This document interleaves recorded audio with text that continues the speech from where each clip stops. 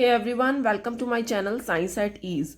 So now students, हमारा next topic है thermodynamics chapter का, that is enthalpy. देखो एंथैल्पी का मीनिंग क्या होता है. एंथैल्पी को हमें अगर डिफाइन करना हो तो this is the total content of heat. This is the total heat content of the system. किसी एक सिस्टम के टोटल हीट कंटेंट के बारे में बताता है, लेकिन ये ध्यान रखना एट अ कांस्टेंट प्रेशर, एक कांस्टेंट प्रेशर पे. एंड मैथमेटिकली आप इसको इस तरीके से लिख सकते हो एंथैल्पी को.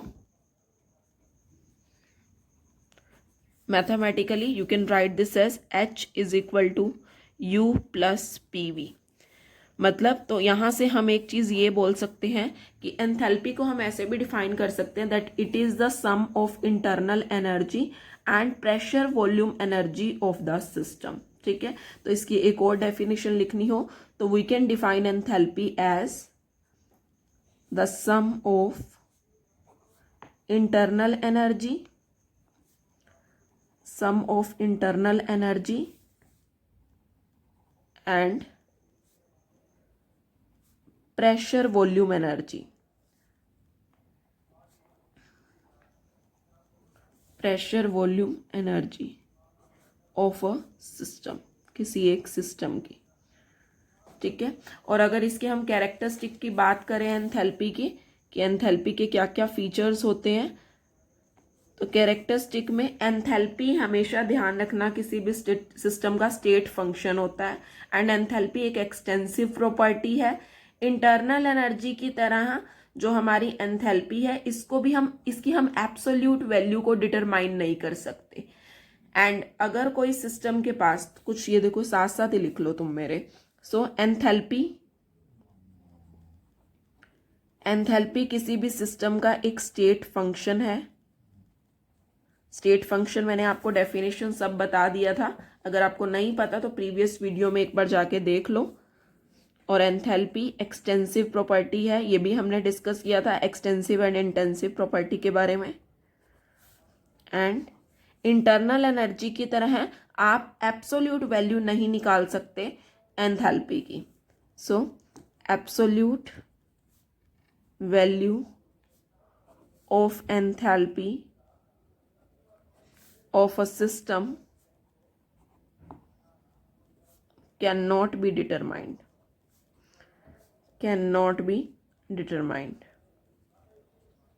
ठीक है, तो ये यहाँ पे कुछ इसके फीचर्स हैं.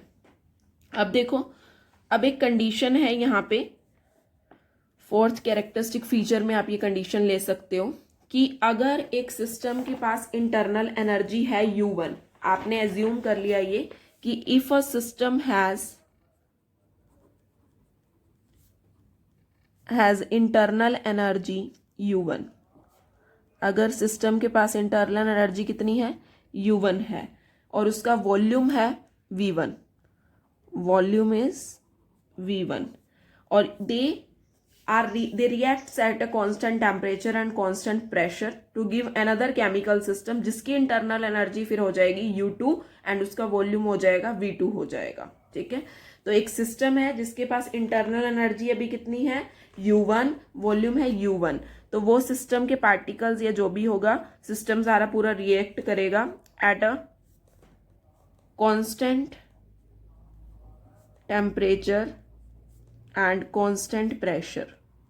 कांस्टेंट टेम्परेचर पे और कांस्टेंट प्रेशर पे ये रिएक्ट करेगा और फिर क्या दे देगा, एक अनदर केमिकल सिस्टम दे देगा, to give another chemical system. Students, आपको मेरे साथ साथ ये नोट्स मेंटेन करने हैं, तभी चीजें बेनिफिशियल हो पाएंगी.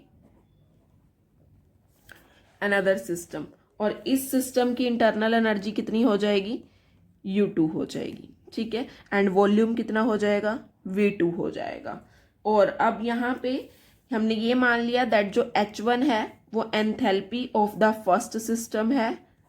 Enthalpy of the first system that is H1, and H2 क्या हो जाएगा, enthalpy of the second system. Then H1 किसके इक्वल आ गया यहाँ पे, this H1 is equal to U1 plus PV1, ठीक है।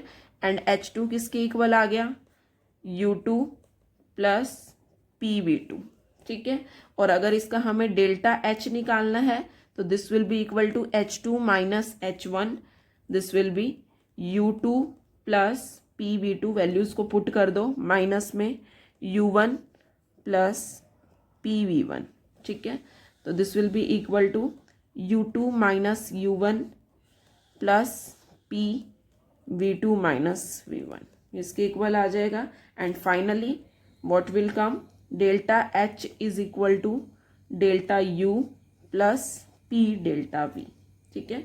तो ये जो कांस्टेंट है ये ओनली वैलिड है, याद रखना, एक कंडीशन पे, जब कांस्टेंट प्रेशर है उस कंडीशन पे ही ये चीज वैलिड हो पाएगी, एक गिवन टेम्परेचर पे और कांस्टेंट प्रेशर कंडीशन पे, ठीक है।